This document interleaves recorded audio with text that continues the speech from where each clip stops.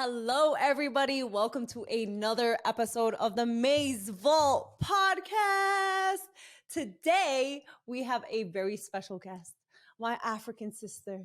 She is Nigerian American. She is a comedy content creator killing the game. She's on TikTok. She's on Apple. She's on Spotify. She's on everywhere. You turn around in the corner, you're going to see her. We have Drea Knows Best today. Woo, what's up, y'all? That was an amazing intro. Oh my gosh, I am blushing, May. I love it here. Oh, I'm glad. I'm so happy to have you here today. I'm so excited to pick your brain a bit and see everything. You know, like it's so cool to see your 1-minute skits, but I really want to deep dive and get to know you better on a deeper level and just like kick it, you know? Heck yeah, I'm down. I love it. I'm so excited. When you hit me up, and I was like fangirl. I'm like, oh my God, I love your videos. I love you. And like to be here is cool. And I'm proud of you for starting this podcast. And I'm really excited for when these episodes launch to literally binge listening. As y'all, all the listeners should in here. Thank you so much. I'm so excited. And I like for me, podcasting is a new journey, but I know you have yours. Yes. And how was that? So it's been going good. I started it in 2020, I believe. It's a podcast called Do It For the Content. So on there, I'm giving tips and strategies on how to grow as a content creator. Because when I started, was it like almost 9 years ago, I had no clue what I was doing. There was no one was giving out free game. Like I was just confused. And now with the experience I have and all the lessons I've learned, the bridges that I've gone through, you know, I'm like, let me give out some information for people to be able to grow as a content creator and become it. Cause you know, there's space for everyone, you know, and I love seeing people win. So, and that's a beautiful thing because a lot of people gatekeep. You know what I'm saying? When they start off, they're like, "Oh my God, I got the sauce. I gotta hold it to myself." And blah blah. So, okay, so you started 9 years ago. God bless. How do you say God bless in Nigerian? Right. Chineke, oh my God. Chineke gozegi. That's God bless you. Chineke gozegi. Yeah. Oh my. Hold on. Yeah, I got it. Give me a second. Chineke goze. Goze. Gi.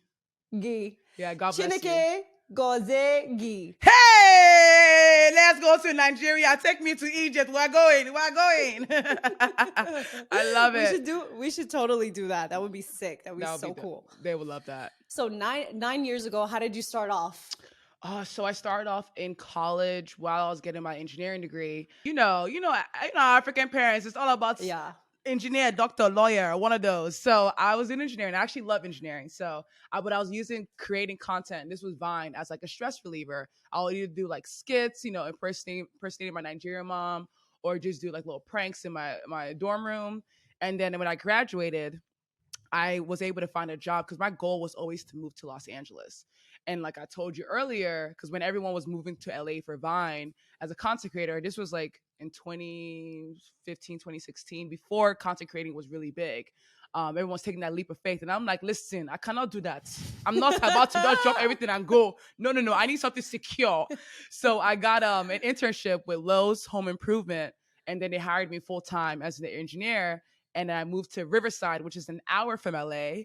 Right. So every weekend, Friday after work, I will drive down an hour and a half to LA to go collaborate, to go, you know, make content with people. And, you know, so I was basically working 7 days a week, full-time job, 9 to 5 from Monday to Friday, weekends, collaborating. Of course, partying too, because, you know, your girl needs to have balance. Yeah, but for sure. That was the grind I was doing for a good 2 years. What kind of engineering were you doing? Industrial engineering.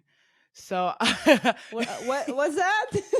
Explain that I know what that is. I know what you yeah, totally, yeah, of course. Let me tell you something. I know what industrial engineering is, but for the people who don't know, can you just like break that down? Yes, for all those people that don't know, so industrial engineering is just basically process improvement. So think about supply chain logistics. So I worked in a warehouse. And from how the appliances come into the warehouse, how they get delivered in there to how they leave, I make sure that process is very efficient for all our workers. You know, in my warehouse, there were a lot of people, it was predominantly Mexicans that worked there and people of Latino ethnic background. And a lot of them were like 60 years old, 65, 70 older people, grandmothers working there. And my job was to make their process easier, smoother, you know? And my biggest thing with life is, you know, I always told like God, like, help me. We all have talents. Help me reveal those talents step by step, but help me to use these talents to positively impact myself and the world. So even while my passion was, you know, entertaining, and I was doing this 9-to-5 engineer job, I still loved it because, you know, people would come up to me and be like, thank you for improving this process in the warehouse. You know, it really made my back is no more hurting as I'm lifting for you because you implemented this. Or like, you know, so it's industrial engineering was a great start off my career. And I think it kind of helped me kind of realize the business side of content creating, you know, because you know you're sending emails to all these corporate people, you have to talk professional and whatnot, and it just helped me, you know, get my foot in the door being a professional. And then when I left it, I went to grad school at USC in 2018 to study entrepreneurship, and that's where I really understood, you know, content creator, entrepreneur, oh, they're the same thing. You could mix them. Exactly. The jokes come with the money and the business structure too. Come on. I know that's right. Exactly. Well, wait, 3 things I want to say. Well, I had so many things to say in between what you said, because you really are blowing my mind right now. So first of all, shout out to the Latin community, because they are hard workers and they don't get their props. You said 65, 70? Yes. I don't know if I could work for another 2-3 years. But my dear, I want us to retire. I want to retire in my 30s. I'm done. Whenever my 30s, I want to retire. But they really do be working. Honestly. Yeah. And another thing is the fact that you structured content creating as a business. Because people think like you hop on the internet, you make some jokes, you hop off, you're not making any money. You know what I'm saying? You're like, hey, woo, you laugh, and then people think that, you know, a lot of people think that content creators are broke, and some of them are, some of them are not. But it depends on how you structure it as a business. Yes. So that's amazing that you went to school, realized that you could do both. So how did you mix the two? How did I mix the two? Yeah, I love that you asked that question, because literally this morning, because I go through moments when I'm like, what am I doing in my life? Let me find my purpose. And I always journal. So I went back into my journal to read old stuff. And in my journal, I wrote, you know, all these years, I've been living a Hannah Montana life. One moment I'm working engineer, and then I go out and I'm doing entertainment and Vine and TikTok. So it's time for me to merge the both. So I think how I merged the both was, in the grand scheme, I was looking at the impact, because I know like entertainment is what I want to do. And entertainment, I don't know how to put engineering in entertainment. So I would do like collaborations with certain brands that are amplifying like female engineers. One of the brand that I worked with was, I forgot the name, but I was a guest judge on a talent show. These little girls were making robots, and I was a guest judge as like a Vine star that went there, you know? And I was like, yes, little girls making robots in STEM. Go ahead. Power to you. That's amazing. Thank you. But to merge the both, I think is all about strategy, right? Because with engineering, we always have to build a strategy for whatever we're doing. Whatever project we're working on, build a strategy from A to Z and work towards it. And I think I built that same strategy with content creating. Is like, you know, my goal is to reach this many followers at the end of this month. What strategy can I implement? So that way, how many videos do I need to post? What shoots do I need to do? What collaborations do I need to do to get to where I want to go? You know? Oh my God. So, you're reminding me of my husband right now, 100%. Because I remember months ago, he pulled out a whiteboard. We reverse engineered like my goals. He was like, how much do you want to make? How many, like, where do you want to be at? And then I just spit out a number. Then he divided it by 30 days. Then he divided by how many posts. Like, it was very like, strategic, like you said. I love that. See, that's why a team right there, partnership. And you know, and I think the bigger thing with building out a strategy is this almost, what was I reading this? Goal versus the plan, right? Because like be open-minded to those things not working out as you thought it would, right? Like don't be so fixed on that plan. Yeah, plan versus strategy. A plan is like you have to stick to it. A strategy is just like that will help you go with the flow of the motion, and then be able to pivot here and there. So in general, kind of like how you did with your hubby, that's kind of what I was doing with my goals. I'm like, okay, I'm going to move to LA. I'm going to move to Riverside, which is an hour from LA. They're going to pay for my relocation, right? So if I work at that Lowe's job for 2 years, then I don't need to refund them the relocation money. So I worked for 2 years. And I was balancing the whole traveling back and forth to LA, collaborating. And then boom, I knew, okay, I need to get my master's because my parents were like, you have to get a master's degree. And I told myself, I'm not going to get a master's degree in anything unless it's something that I'm passionate about and that can help me in my entertainment journey, you know? So did my master's in entrepreneurship. And that moved me to USC, which was inside LA, where I always wanted to be. Come on. So then. So was your master's 4 years? It was a year, accelerator program. Okay, a year. And then 2 years plus 1. So it took you 3 years to end up where you wanted to be. Exactly. And the best part about moving to LA as a student, you can be broke and no one will judge you. Why you have $0 in your bank account, Drea? I'm a student. Excuse me. So, that's true. You pull out your ID and everything. You're like, oh, look, I'm in this part of this college. Yes, I'm getting exactly. I'm gonna be smart though. Literally. And for any of the listeners who are students, that's the best way to take advantage of getting in rooms where you can't usually be at. You can be like, hey, CEO of this company, I'm a student working on this student project. I need to interview boss kings like you or boss queens like you. Can you please give me an hour of your time? I'll buy you coffee. They will eat it up. 100%. Eat it up. People love like students and love helping students. So that was like definitely an advantage. That is like a major gem right here. We need to highlight this because that is so true. Even like right now, like I'm thinking like if somebody emailed me like, hey, May, I'm a student. I'm doing a project. I'm trying to learn more about this. I'll be like, wow, this is very interesting. Yeah, you got my attentions. Mm-hmm. That's true. There's something about that. So, okay. So you're building your profile as you're moving closer to your destination, which is LA. Yeah. How was that journey? Like, how was posting? How did you reach out to the people you were collabing when you first started? I think the big thing for me with moving to LA was I'm really big on community, right? So luckily I had friends beforehand from Vine and then TikTok came around. By the time I moved to LA, TikTok was just starting. No one really knew about TikTok. And I was one of the first people to come on TikTok to create original comedy skits. Because most people do the whole lip syncing thing and dancing and, I can do a little two-stepping, but after a while I get out of breath and I'm tired. So I think the biggest competitive advantage I have was creating those original comedy skits. And there were a lot of them are going viral. And that opened the doors to like I said, my network that I had, my friends that I had, like really close friends, some I'm still close with now. We were like, let's go ahead, let's collaborate. Because at that time, TikTok would put up like trending hashtags and we'd be like, okay, let's be the first ones to get like, hop on a hashtag, hop on the trends. And, and that really helped open the doors for visibility for my page. So my page was growing like millions of followers while I was in college at USC. And I think that also opened the doors to the brands coming to me. But more importantly, that's what people forget to do is like, you have to pitch yourself to these brands. You have to reach out to brands.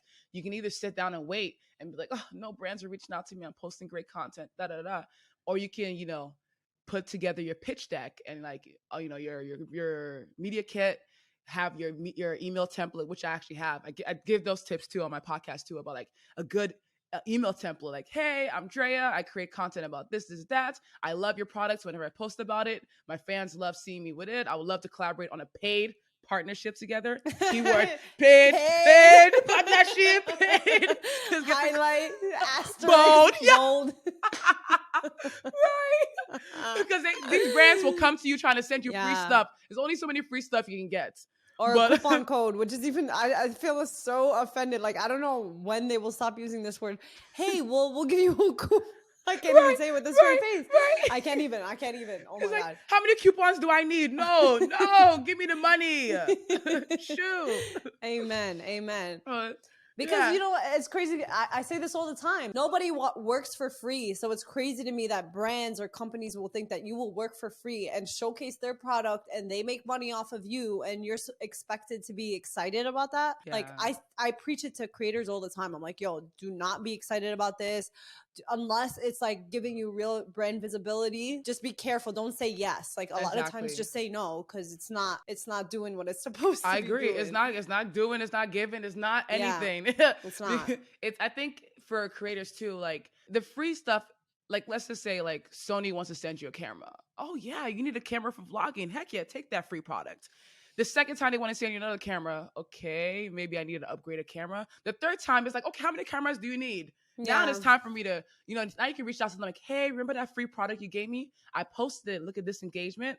I look at the comments, look at the people that were asking me more information about it. How about we work together again next time on like a paid partnership together? Overall, there's only so many free stuff you can get. Your closet is full to the brim. And it's like, okay, let's work together and get these coins. Show the receipts. Yeah. I posted and did great. Now let's work together and give you win-win. Both sides are winning, you know? Exactly. You don't want to be taken advantage of. Like, it gets to a point where you keep doing things for free. You're going to realize at the end of the day that, you know, the views hold value. And I remember having these intense conversations talking about like Google ads, especially with my husband. He'll be like, when you research how much people pay for visibility, views, and getting their word and product out there, like the mainstream way or through Google or through YouTube or anything, it costs a lot more when we have the audience. We work so hard to build up our brands and bring up our views, and like, so it's given, you know what I mean, based off of the track record. So I agree. Yeah. To your point too, if they're gonna spend that kind of money on like Google ads or even like buy a billboard or like run a commercial, that's like tens of thousands of dollars that they're gonna pay. So they're saving money when they work with us. So these brands have money to pay. And I think a bigger thing at least from my personal perspective too, that I had to learn is, you know, even if my videos are not doing as well, even if they're not going viral, even if they only have 100 likes, that's still 100 people who saw that post and liked it and are thinking about that brand in their head somehow subconsciously. So it's also the idea of like, as a creator, knowing your worth, you know. It's not always about like, I have thousands of followers. That's when I need to start getting paid. Even if you only have 100 followers and 100 of them are coming to you for a specific type of thing, any brand will be lucky enough to work with you. That's how I see it. That's so true. And I think in the beginning, you get very shy. Like you get shy to ask for anything. You're like I remember when I first started and some brand offered me like $150 and I was like, oh my God, that's great. I'm already doing what I'm doing. But obviously I had a horrible mindset. Obviously it was new to me. Nobody was talking to me about making money. I didn't know what the potential was. I didn't know what a good deal was and a bad deal was.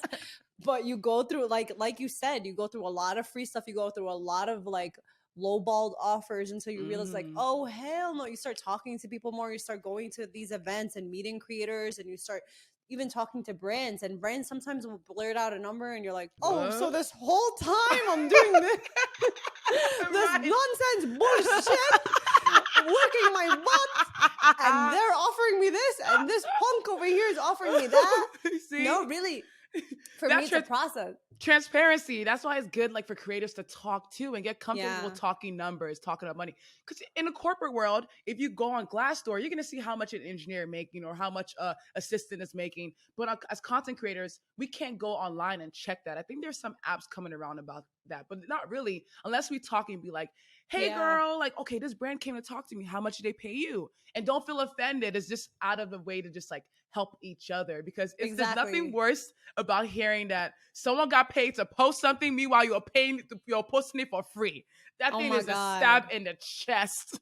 Dude, and it's really important. It's important to have like a circle that knows what's happening too. I had an offer from a company, and I know another creator who had the same situation. He worked for that company. So I hit him up. Nice. I was like, hey, listen, they offered me this. What do you think? He was very transparent. He was like, listen, I think you could get this much. I got paid this much, but you know, I have a lot more followers than you and I have a lot more traction, but this is a fair price. And like, this is what I'm getting paid for what I'm worth right now. So you just see what you could do. Like very transparent, very open. Oh my God. I was like, I gained so much respect. We need more friends like that, circle of friends in the creative space. And I think that's something like in the beginning, I think like a year ago, we had this chat when TikTok was first taking off. The first couple of creators are on TikTok. We had a big chat of like people for a certain follow range. And it was just strictly for business. Whenever a brand reached out to us, we just type in there, did this brand reach out to you? Yes, we'll communicate on the side about that. That's beautiful. I think beautiful. Honestly. And I'll say like a negotiation tip for like people in general that are listening to this is whatever you're comfortable with getting, just double that and ask for it. You know, because I'll tell you the truth, because what's going to happen, let's just say you're comfortable getting $1,000 and you tell them $1,000, they're always going to give you a counter offer like, oh, I'm so sorry. Unfortunately, our budget is a 500. But if you tell them 2,000, they'll say, I'm sorry, our budget is 1,500. Look, you're getting an extra 500 on that 1,000 that you wanted to get.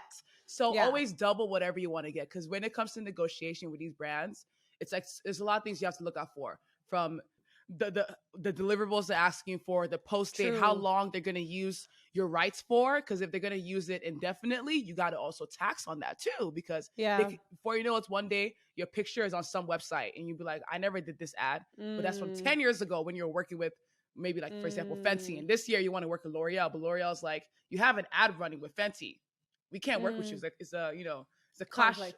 Thank you, English. We know the language. I got you, girl. Yeah, thank you. Exactly. So I think looking out for those things in contracts too, that's a big thing for creators that we overlook too. We just think about post and get paid, but it's also exclusivity. How long you have to be exclusive with the brand? How long are they going to use your picture to run ads on it? You know, what's the turnaround? Do they need these brands to be like, we need the video tomorrow. Yeah. Like, okay. Yeah, right. Like, I don't have a life. Come on. and like, you want to plan it out. You want to make sure that you have the best of the best when you're recording something. Like, you don't want to just like fast forward and do it. But yeah, that's true. Like, there's many layers to it. There's definitely the contract, having an attorney look through it, even yourself. Like, sometimes if you read a contract yourself, you can pick up things that the lawyer doesn't. Which is crazy. Like, you know what I'm saying? Even payment terms, like some people will be like, oh, you'll get paid in 3 months. That's a big one. What language is this? I have rent. Rent Gibberish. is due. Rubbish. Nonsense. Straight up nonsense. That's the thing. You read the fine print, you wouldn't know. You'd be waiting. You'd be thinking the next week you can get paid. No, it's not till 3 months later. Oh, there's certain things. That's true. To look out for. Yeah. Okay, but wait, hold on. We fast forward a bit. Okay. So you got your master's degree, and then what's happened? What's the story of Dre? What happens next? Oh my gosh. Oh, this takes me down memory lane. I don't know what happened next. After I got my master's, it was the beginning of God just opened up a lot of opportunities for me. The first major thing I got to do was TikTok chose me to speak at Cannes Lions Festival of Creativity. I saw that. I saw that. Big girl. Big when I tell you, that was literally like a week after graduation. They flew me out to France, and I was on stage with Glitter and Lasers, Anna O'Brien, an awesome content creator. And we were in front of a crowd of like 2,000 people, you know, just talking about our content creator journey. Literally just me telling them what I'm telling you now in this podcast, the growth from the grind to the impact we make as content creators, and why it's important for marketers to come on TikTok and advertise. And I tell you, this is what a lot of people don't know this. That was the key beginning of brands coming on TikTok, because of that moment on stage that me and Anna were talking about.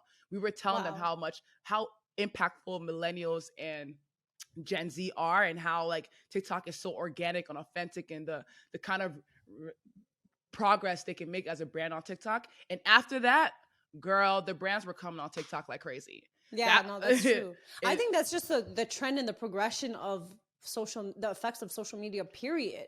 Like, you know, before we're used to seeing commercials on TV and it was just like, wow, okay, we don't know these people, whatever.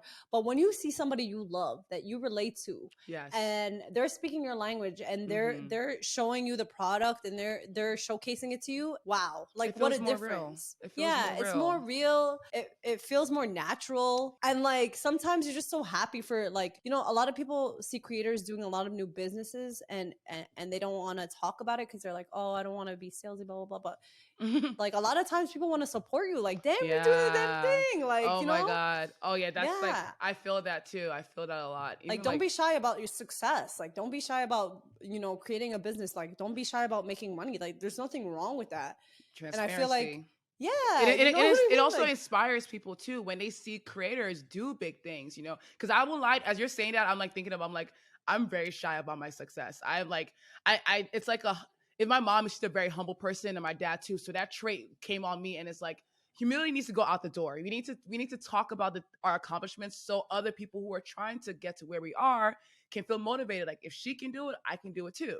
Exactly. There's so many younger girls that like don't think that this is a field that you can, you know, live through and Yes, treat as yes. a job and a business and a lifestyle. But you know, Mm-hmm. like people don't get to see people like me and you know, doing it and like doing it big. And so it's really Yeah, important to like showcase so many different sides, like so many different businesses and so many yeah. accomplishments. Like these are Mm-hmm. positive things for our communities. These It are good is. things, and there's nothing Yes. like you should be shy about when it comes to that. Definitely. Thank you. I agree. I agree. So yeah, like that's that was the can lines thing was like the first major thing that I was able to do after masters. And it was so cool because like they had my picture on the billboard. Not picture, I'm like so my, proud of my you. TikTok on the billboard. Thank you so much. My heart is so warm. Oh my God. And then after that, it was just now that I realized, okay, Drea, this is full time. You got to go hard. And that's what I did. I started doing like a lot of videos with like from teaching my friends Nigerian slangs. I And saw those. yeah, I love that. I thank love you, that. thank you. I always got to bring the culture in there because Of course. that's the biggest. Me growing up, the things I was made fun of was being taller than all the guys I had crushes on, and being having a strong Nigerian accent when I first moved from Nigeria to America. And those things that the people were using to put me down is what I brought to social media, and that's what's making me thrive. Like Wow. it's amazing because I found my home online. I found my community online just by being my authentic self. So, girl, I'm teaching everyone Nigerian slang. I'm teaching people Nigerian dances. I'm, going to different cultures, trying their food. I'm a big fan of culture, and that's what I finally was. People say like figure out your brand. It's not an easy thing to do, and it took me a long time to finally figure out. My brand is about living authentically myself and just like amplifying my culture, which is literally who I am, and people can relate to that. And So that's a brand in itself. Like it doesn't have to be such a box like, hey, I am a tech reviewer. Like it does not yeah, have to be that solid. Like you could literally go on, share your experiences, make people laugh, be yeah, yourself, and like that's all you need. And that's what's literally, crazy. I Yeah. love that. And that's true because like growing up, I always just say like, damn, like I grew up in the era where it was like if you made it on Instagram, it was because you were an Insta model. Oh I, yeah, yeah, I yeah. could not relate. Like I remember being quirky. Me too. I remember being a nerd. Same curly hair, same big Okay, eyes of come confusion. on.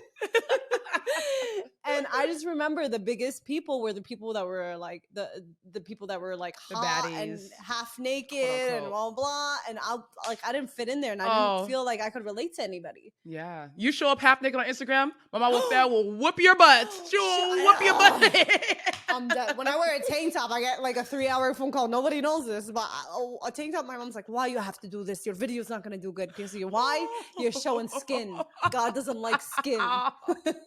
Bless You're her going to heart. hell." Yeah, I love her. she's intense. She's The guilt, intense. the guilt. Yeah, but I feel happy that I can create something that people of my culture, my religion are proud Yeah. of. I don't have to do that mainstream way. I can literally be myself. I can show up in a robe. I can show up with my Yes, hair messed up. I yes, could be me, and yes. like people, it's all about relative relatability. Relatability. I got you back, Thank girl. you. I got you. I Thank got you. We got each other. Yes. No, I agree. I really do. I really do agree. Like, because if everyone is trying to be one particular way, then everyone's just gonna be talking to like speaking the same thing, and it's like it's not relatable. Like, how can I relate? And Yeah. that's why I'm really big on like I love when I see brands highlighting different communities. Being more inclusive with every because like before, like, to your point, Instagram was just about if you're not an Instagram baddie, you're not making it. If you're not wearing those Fashion Mm-hmm. Nova jeans, you're not making it. Like, and it's like not everyone is that way. Everyone Yeah. has a different personalities. So it's nice to True. finally see, especially through video content. I would say video content has helped Change TikTok the in game. general change the game to just be more True. win True, by being because when yourself. when when TikTok came out and made video, because I remember like I could never showcase my personality like I could through a video. Okay, Yes, and I can never get the yes, reactions or talk to people except through video. So when video video. came through, He said beasts like us came out from the dark. You know what I'm saying? right, Like it was our time right. to shine. It was our Right. time. I Yeah. remember I even when I was posting a lot of pictures on Instagram, not posting a lot of pictures. I would never post pictures on Instagram, but only post videos. And my sister would be like, "Why you post some pictures, post pictures?" And I'm like, "I don't know." So when Reels came out, I'm like, "This is our time. It's our era. So yeah. Another thing that I love about your profile, you're Nigerian American. You showcase like a lot of things of your culture. You share the language. You share so much laughter and experiences with people. I can relate. Yes, I'm North African, I'm Egyptian, but I can relate. I know exactly when you said, "Oh, I have African parents. I had to get a degree." Blah blah. Me and you are sisters at this point. I'm telling We are. We had the same story. It's exactly why I followed you. When I was seeing your post too with your mom that you would do, I'm like, I can relate so well. I feel like your mom is my mom is your mom. She is her is she. Like I can relate so hard to it. Yeah. I feel like, and that's the thing. Like a lot of people with immigrant parents, first generations, or just immigrants alone, we connect over the same struggles of having strict parents or having so many rules growing up, or we just connect off that. Dude, the story. That's what I thought growing up, I was a freak of nature. I thought I was like, because all my friends in high school, like I went from a very strict, like Islamic private school to public school. Okay. Oh, wow. And so I grew up with the same people all my life, like grades 1 through 9. And then when I moved to public school, I was shell shocked. Okay. I was like, oh my God, there's so many different people out here and blah, blah. Like this is a culture shock. Definitely. Yeah. And like in public school, a lot of people's parents were like more relaxed. Like they could do whatever. Kids were cutting school. Like I was learning about all these things I could never do in private school in a small setting. Like freedom. Yeah. So a lot of times, like when my mom would be like calling at 9 p.m. screaming, I'm gonna kill you. Be like this on the phone with scared. I'm like, guys, I gotta go. And they wouldn't understand. Like I didn't really, like I couldn't explain immigrant parent problems to a lot of the American, like straight up only American kids. They just knew my mom was crazy. They knew my mom was crazy. Even our neighbors would, because my mom sometimes would stand outside with a broom or a mop, screaming in Arabic. Listen, Mama Wafat standing outside the house with a broom, with her robe and everything, screaming. I'm standing there begging in English. I'm like, please don't do this. Neighbors lined up, just shocked. Like they're all in shock. Oh my God. I wish I was your neighbor. My grandma would have had the time of her life, because my grandma, she did speak English. She just came to America to help like take care of us, and my mom was working, and she would literally sit down outside and get all the tea of the neighbors. She knew everybody's gossip. Oh my gosh. She would have loved to be neighbors with you guys. Oh, she would have had gossip for days. She would have known everything. Oh my God. It was something. It was something for sure. So I really like love that I could see your experiences and how similar they are growing up. Because a lot of times growing up through high school and going through college, I started to like discover myself and find people who were like me. But a lot of times I was like, I was like the unstable, like yo, I gotta go. In, right? Like I couldn't feel like I fit in. I couldn't. That's feel so like funny, because the one I remember of my mom in high school was I was at a party. And my mom came to the party. Instead of her to just find me, listen, I'm tall. I'm over 6 feet. You can find me easily. But she went to the DJ and said, Andrea, okay, come to the DJ booth right now. And I was like, this is a joke. This is a joke. My life. Yeah. So yeah. That's one of the experiences I remember. My mom embarrassing me. Oh my God. Well, let me since we're in a sharing mood, I got a story for you. Go, bring it up. So in private school, I had like a yellow bus. Okay, this is a little embarrassing. I had a yellow bus that would come pick me up every single day from our house and drop me off at school. I never really took the subway or nothing. Like, you know what I'm saying? So now when I'm in public school, we had orientation. Okay, orientation is when they give you the overall rules of the school. Like you get introduced to some of the teachers, whatever. So my parents, I was telling them, I was like, please don't come to orientation, like please, because I already knew they were like they were come and embarrass you. They were coming to embarrass me. They were overworked. They were like, we want to see what this is about. We want to meet everybody. I was like, oh my God. So we're in an auditorium. It's like 400 people. Okay. They're talking about Metro cards and how everybody has to take the subway. So I'm like, please just shut up. You're talking too much to the guy. They're like, any questions? My parents shoot their hands up. I'm like, standing in horror. So then they pick on my parents. They're like, yes. And my father goes, listen, my daughter over here, she takes the yellow bus every day. Do you have yellow bus service for her? And he's pointing at me. I couldn't all even eyes on you. Yo, the whole auditorium turns around like, who's this that has to take the yellow bus? I'm like, I'm turning red. I'm like, okay, I'm never gonna make friends. And then the teacher or whatever goes, I'm sorry, yellow bus is like for special needs. So it's only getting. They bring it. Oh, bless your heart. It's getting worse. Oh Lord, just worse. Bury me inside a hole at that moment. Just disappear. Yeah, and I wish it was over, but like, you know how the parents like it's because they got picked, they had follow-up questions, and my dad was like, but she's used to taking the oh my God, I was dying. It was the longest like 3 minutes of my life. Yeah. And then for the next 3 years, I worked so hard to make sure they never showed up to the school. I never got a complaint. For the yellow bus. Good. You are your best favorite. Maybe that's why they did that. Do you think we're gonna be parents? Like, do you think we're gonna be like our parents, like embarrassing our kids? Do you think so? I definitely want to embarrass all this trauma I went through. I want to lay on my kid because without this trauma, I wouldn't have this personality. I wouldn't be the crazy nut that I am. It adds flavor, it adds layers, it adds some resilience. Yes, it does. It makes them strong. It makes them strong. Yeah, I think I'm definitely gonna embarrass my kids. I think it's gonna be in a way of like strict. But also, I'm going to be embarrassing them by trying to be the cool parent. I can see that. I can see myself being old and trying to be young forever. Be like, hey, what dance y'all doing? The whoa? They'd be like, Mom. Where's the party? That's like, yeah, where's the party at? Hey. Like, oh, is that Drea's mom again? Mm-hmm. Yeah, that's me. Yeah, I can see myself. If I don't have any care for right now while I'm doing social media videos, like when I get older, you care less as you grow up. You're just like, all right, definitely. I don't have that care no more. I just think like, let's record it and have a fun time. Yeah, let's see how it goes. I love it. For sure.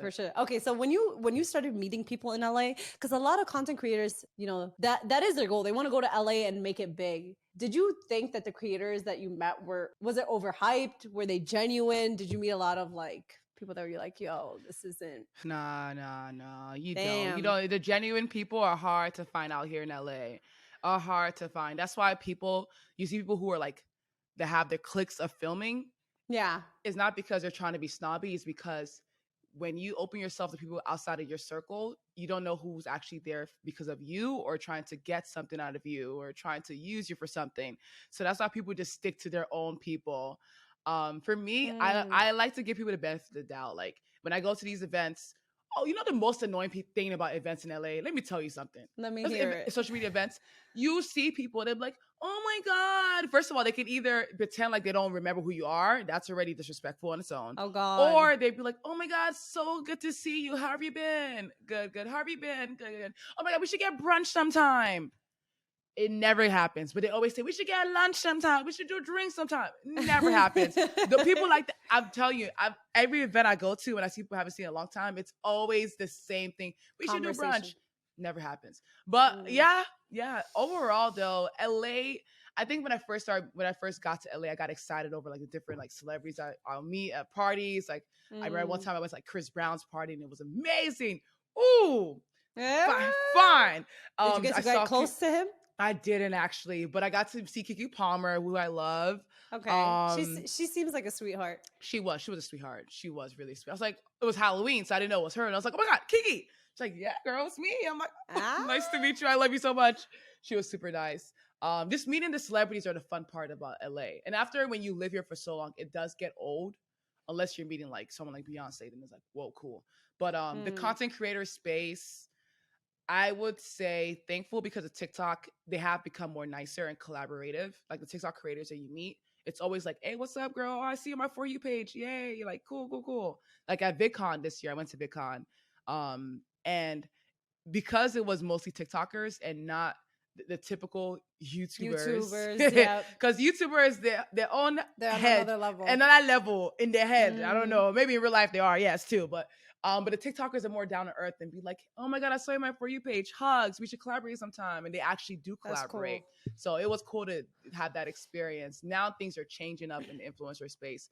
But in the beginning, meeting a lot of creators were cool. But I just stuck to the people that I knew. Like I have my creator friends. I have my church friends. I have my party friends. I have my entrepreneurship friends from school to just keep me grounded, And then you do you mix groups? No, you separate them.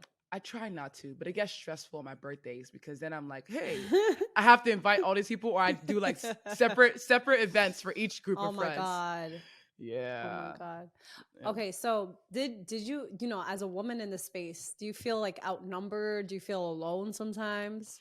I don't know. In the comedy space, of course, there's not that many female comedians, but there are a lot more coming up and are being more seen now, I would say. So I won't say I feel alone because there is a lot more space opening doors. And I see like people like you that have come up, and like people like Grace Africa, people like, the list goes on. I can't think of people, but there's definitely doors being opened up more.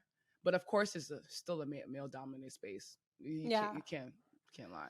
So I'm in the space where I'm like, yeah, a lot of times I do feel lonely. Okay, so as an Arab American content creator, a lot of times I'm like, damn, like, even the male content, like comedy guys, I'm like, yeah, they're all right. Like, you know what I mean? Like, I don't think they're so funny. Like, but that's like, I like that I have that confidence because I'm like, yo, I want to one up like the men. Like, I want to show out for the women. Like, you know what I'm saying? Yeah, okay, they got some cool videos, but I could do things way better. And I definitely have way more and I feel like the females support us more, I would say. For sure. Women rock with women a lot more.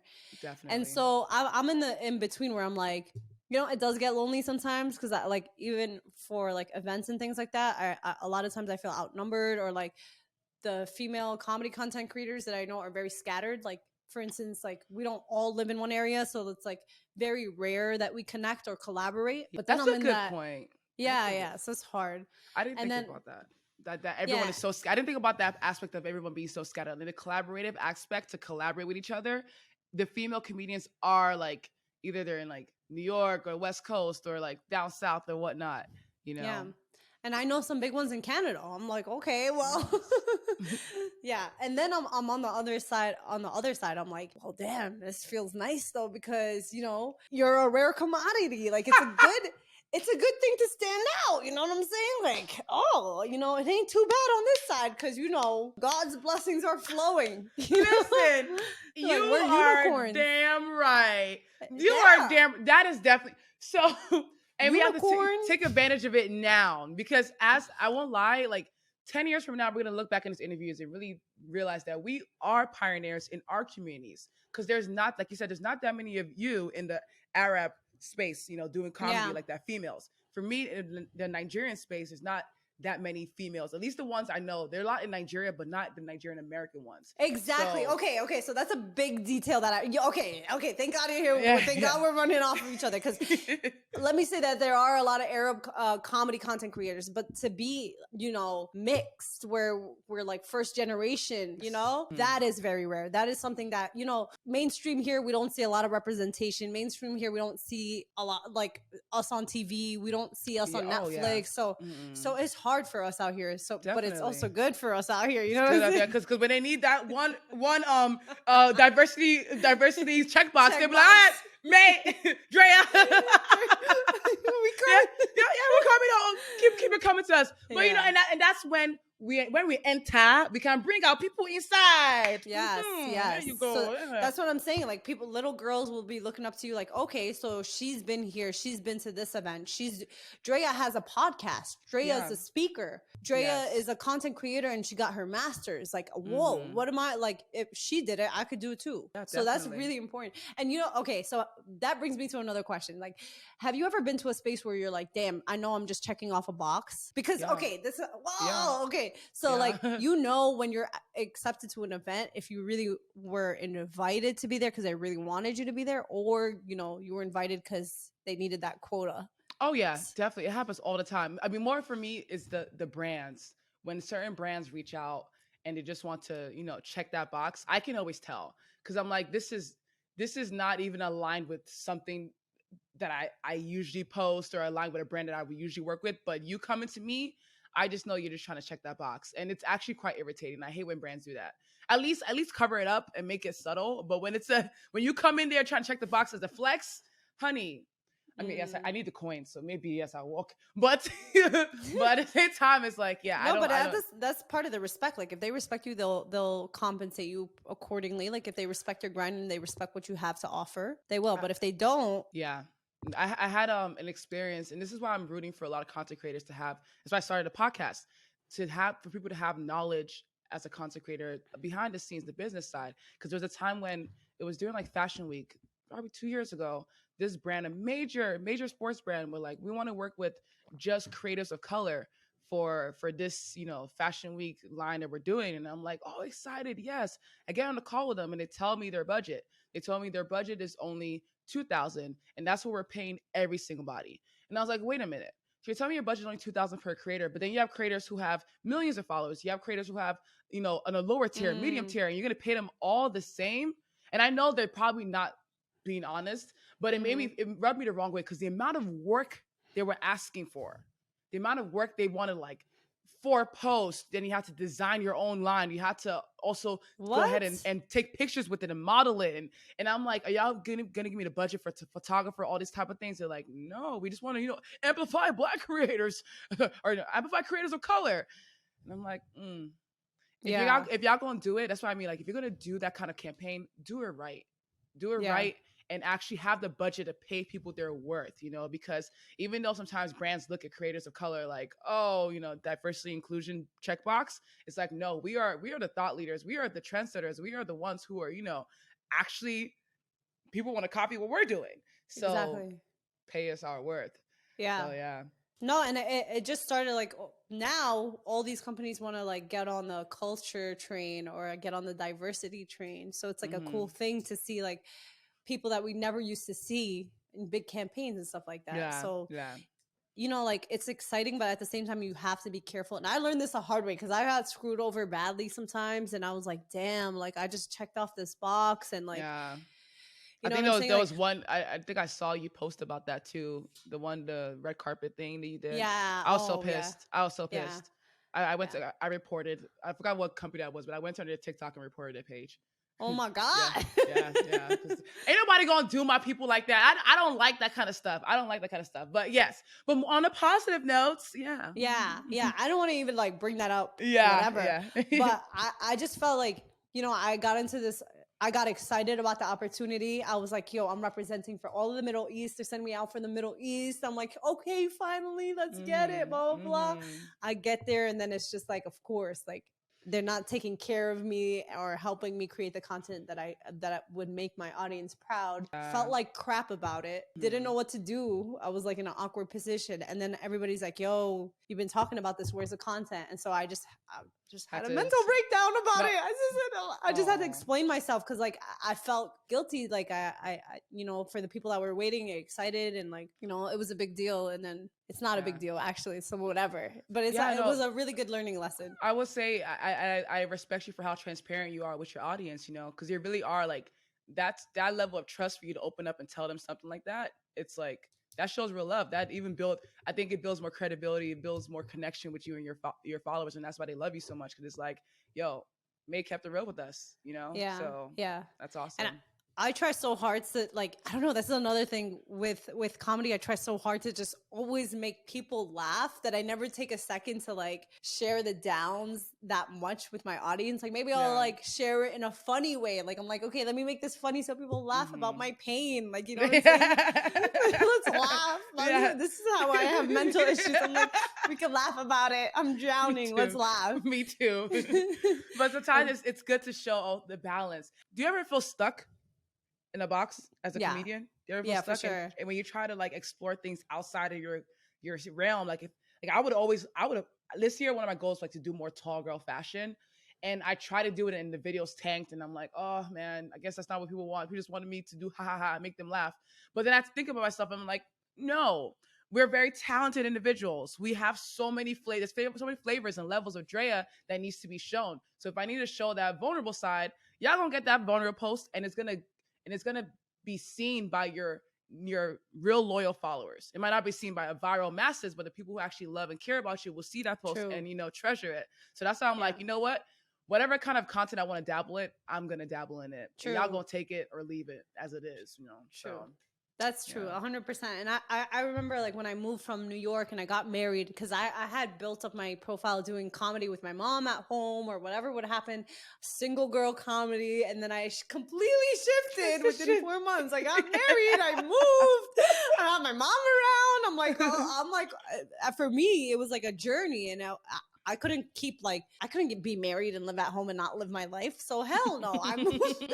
Thank God. I moved out from that psychopath. No, I'm just kidding. I love you, Mom. From my mom's house. And then I started to live life and I started to transition. And like, as you grow, your audience grows too. Who the hell wants to see like a young single girl, you can't keep with that same thing. You can't box yourself in. So I'm very grateful that for me, like that transition and being transparent and like growing with my audience didn't like affect anything. If anything, it helped a lot. And so like, I think with creators, we have like a big fear of like, damn, I keep doing this thing. It's very successful. I tried something new. It sucks. I just say like, yo, you're hitting a new audience. You're hitting a new topic. Just keep going with it. You can mix it in. Like, you don't have to like be very dramatic about your shifts either. It doesn't have to be like a whole complete right turn or left turn. It's like, throw those videos every once in a while. Try mixing it in. And then, there's a saying too for it. Oh, I forgot what it is. It's your hero video versus your, I'm sorry. I can't remember the word. But the hero video is the content that people would just love. Like for you, your hero video is when you're posting your content with your mother. That's the one your OG followers know you. And they know you as that duo, right? Yeah. And then it's not subliminal, but the hero video versus the sub video or something like that. It's just for your videos that, that you're transitioning into. You throw them in there now and then. But every once in a while, you want to put back your hero video. So to give the example better, I know how to do it for myself. My hero videos are the sketch comedy and the teaching people Nigerian slangs. I don't post that every day, but they're going to get that at least a couple times, every now and then. But in the middle, I'm throwing, my travel video because your girl likes to travel. Y'all going to see me travel, okay? Okay. You prepare to be sick of me. Prepare to be sick of me. Exactly. So hero versus, so that way I don't feel like I'm stuck in that comedy box. And I can also show my talents every now and then, So. True.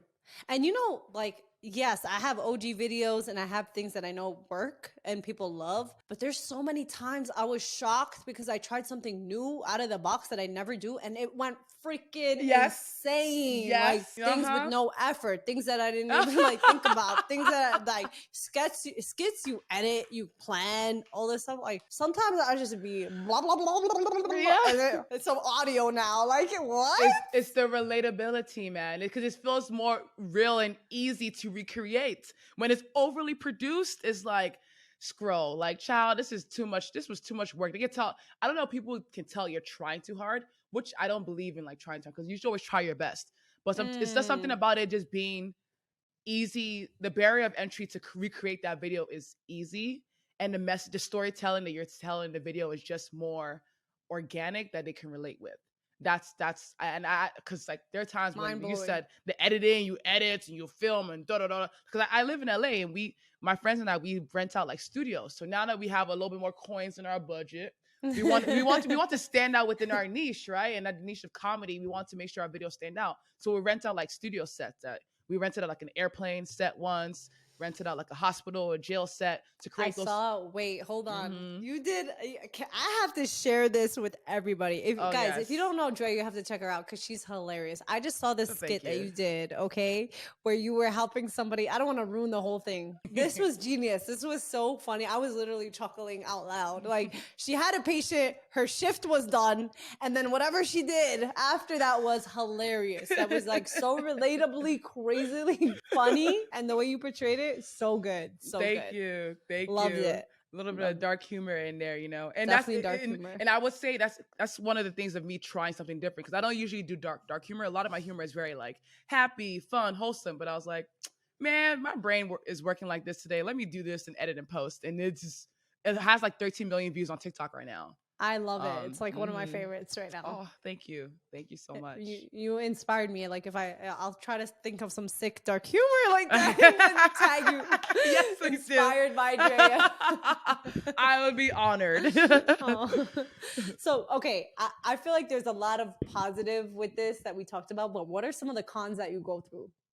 The cons I go to, definitely getting anxious about coming up with ideas. I can instantly answer that question because that is something I'm actually going through right now. And I won't lie to you. That's why I was reading my journal, kind of like, get back to what is my purpose? What are my interests? And, what do I like? Because like having to keep up and coming up with fresh content ideas sometimes is not easy.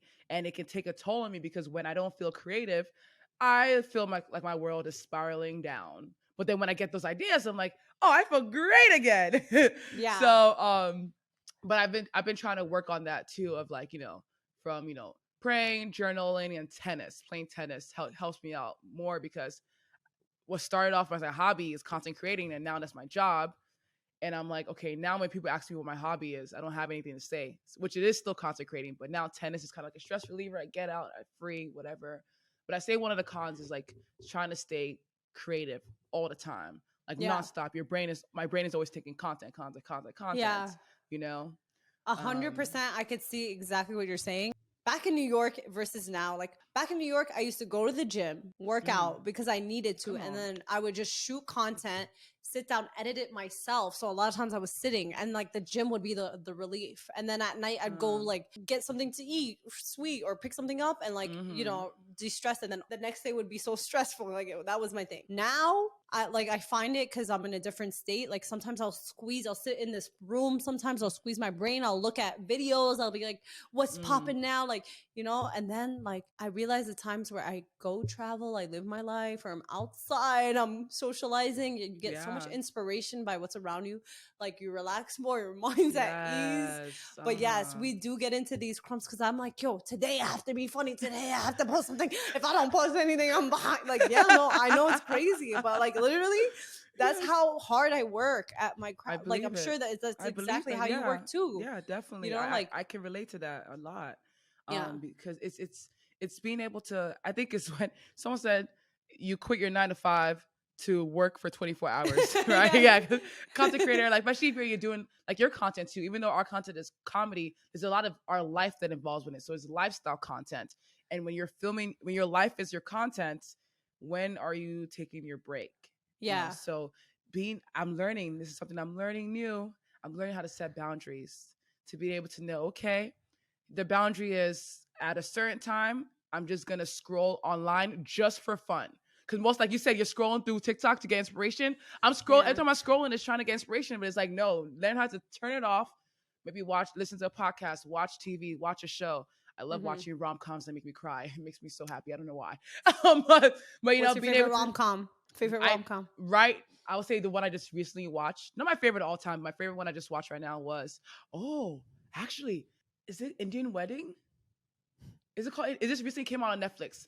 But it's about this couple that they did a fake relationship going from one Indian wedding to another. It's so sweet. I cried. And the ending was amazing. It was beautiful. I didn't even watch it yet. I need to watch this. Girl, I'll send it to you after this. It's so good. So good. Yeah, cheesy and cute. But yeah, setting boundaries is very important. Yeah, what's another downside of being a content creator? I think that setting boundaries is the pressure of posting, of course. Like, you got to be consistent. Do you get a lot of hate? Only if my video goes viral outside of my community. That's when the hate rolls in. Yeah. I've been thankful for that. I don't know if maybe because I have some filters off. I have, on TikTok, you can filter out certain words so I don't see those comments if they come in, Like some of the comments, I used to get a lot of comments about my teeth because they're very gapped out. So like, I'll get comments about like, was she chewing rocks with her teeth? I'm like, dang, yo, take it easy. That's a little spaced out, okay? But so I filtered out the comment like teeth. So now I don't see those comments anymore. So that's like because it would bother you, huh? Yeah, like come on. So I guess I wouldn't know if I'm getting hate comments because I filtered that out. How about you? I read everything.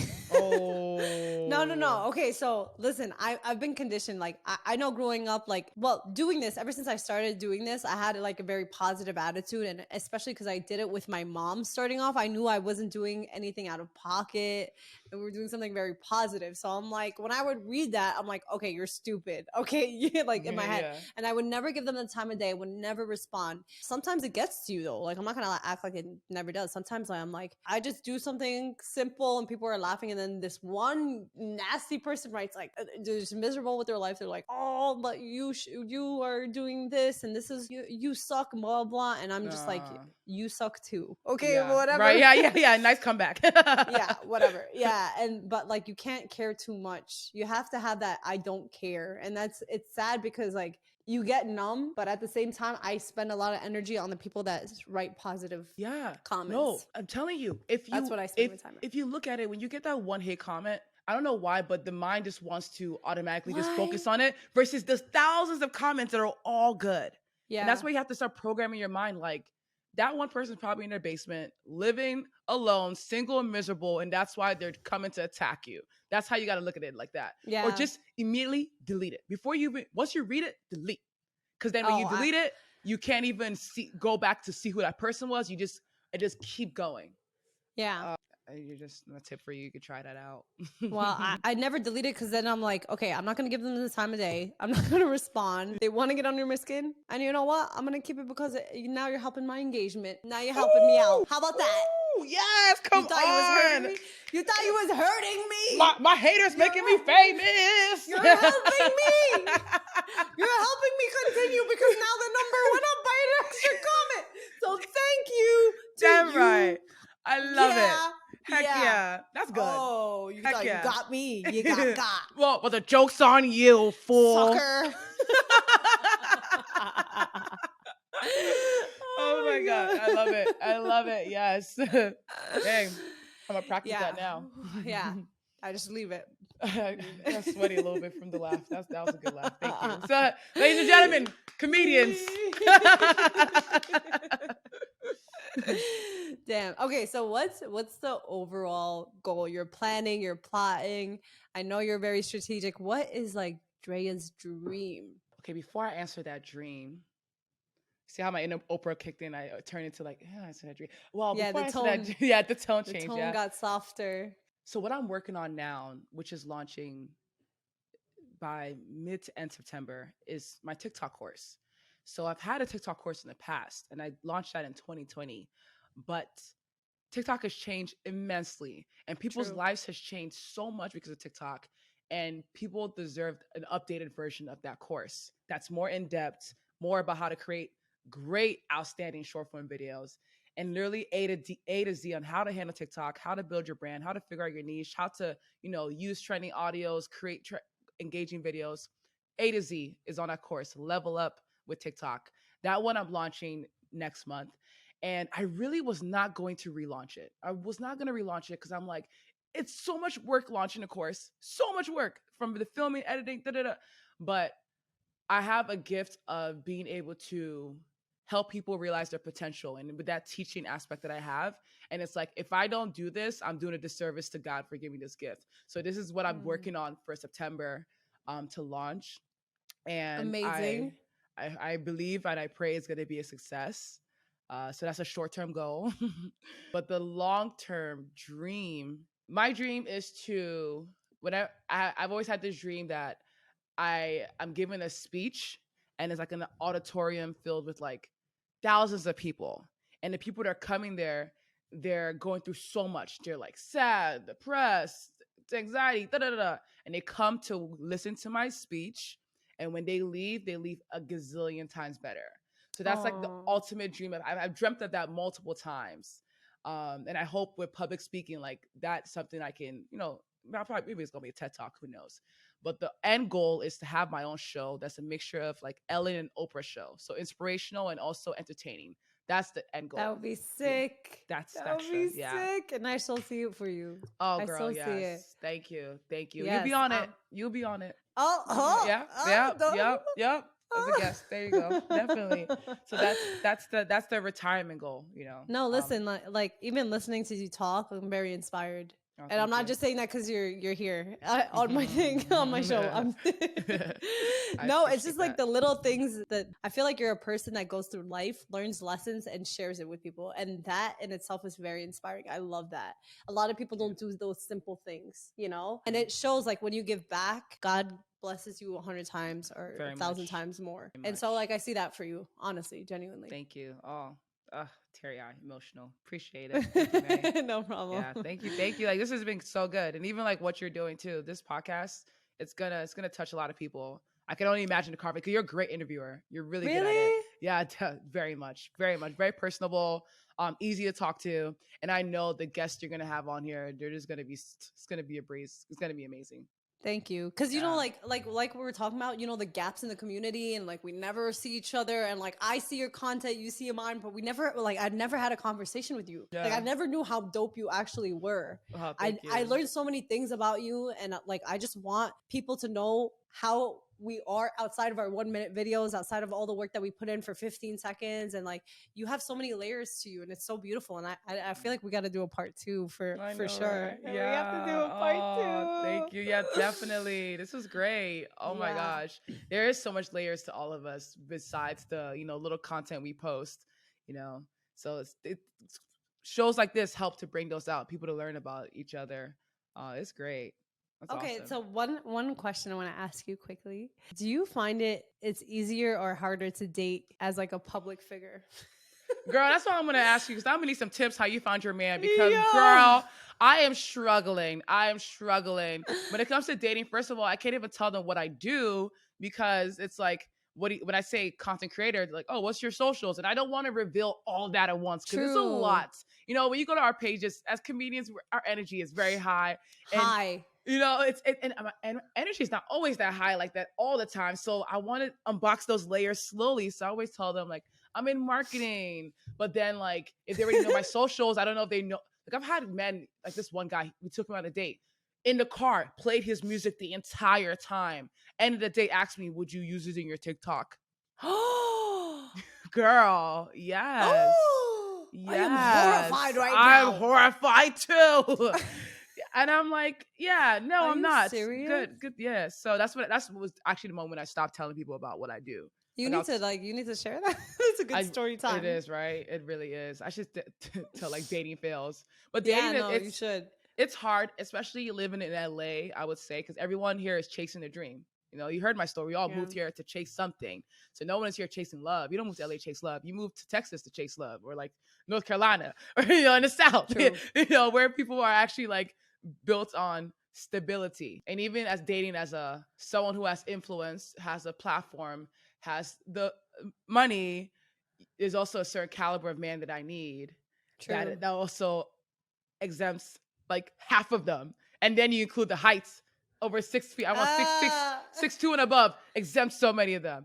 Damn. So long story short, if Max has any friends. So you're looking for the 1%, basically. Yeah. Okay. So I have some tips for you, girl. And a lot of people ask me, they're like, yo, man, how did you do it? I don't know. Like, it's not a how-to kind of thing. And I didn't even know I was going to end up with Max. Like, this is definitely... Listen, when I was single doing content creation, that's what I doubled down on, being single. I would go on dates and I wasn't like, sometimes I wouldn't be able to share the fail because I'm like, damn, they're watching right now. And like, this is an uncomfortable situation. And then at the same time, they like, you know, going on dates with people who know who you are, you want to make sure you get your props, but you don't want to make sure it doesn't cross the line where it's like, am I being used right now? Is like, is he taking a video of me? What is happening right now? So I would be paranoid. I'd be that person that would not go on dates that much, or like if I did, I'd go, and if someone knew me, I was out. I was like, nah, you know too much. Yeah. You know who my mom is? Right? I'm out. You know my whole family tree? Nope.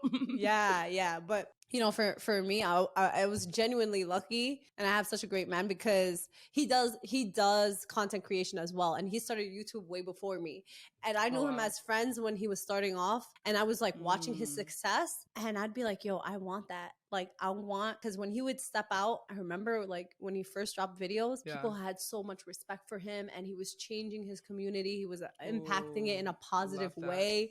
And so I would see all these things and like all these positive traits, and I'm like, yo, I want that. And then like I fell into my thing, and he was watching, and like it was like a come again together story. Yeah. But I will tell you, when I was single, I was in Home Depot. Let me tell you, investors are in Home Depot. People who are building houses and projects are in Home Depot. Okay. golf cart, Golf, golf yeah. tournaments, whatever Yup, they yup, are. I don't yup, even know what they yup, are. Golf yup. tournaments. Mm-hmm. People Mm-hmm. go to the club and the lounges. That's where the broke So people are. Okay, I that stay away from that. you are Okay, smart. So true. those So mainstream true. places. That's where like people fronting go. You know. But you got to think of Yeah. like real estate events. You got to think of like these Real estate social events. Ooh, girl, you are speaking my language.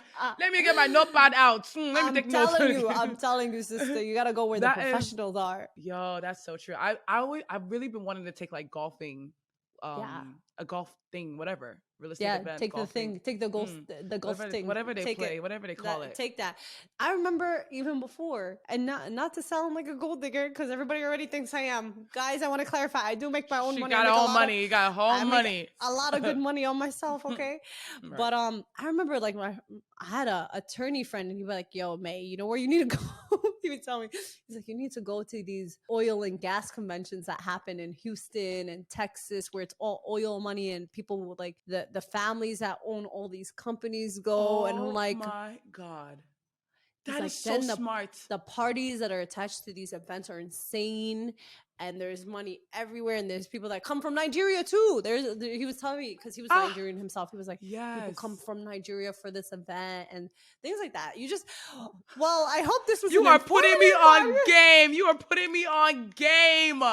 Wow. Yeah. Make sure you put in the show notes the timestamp, how to get a man. Listen to this section. Wow, that's smart. The conventions. Because even when I used to go for these engineering conventions, all the recruiters are there, engineers, wow. Yeah, you have to go to these professional events, and then, people hang out, and everybody who's a professional wants to have a good time. I don't care how serious you are in life. You're going to go to those social events. You want to go to at least one party, especially if you're single. Like, y'all need to expand your horizons, is what I'm saying.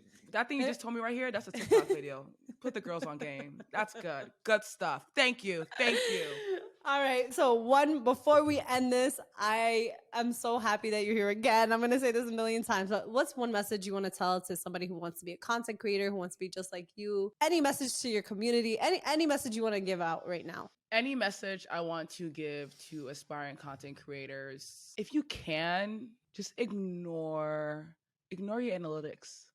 Like, I don't care what people tell. Ignore your analytics and just post and ignore it. Just post and forget about the post.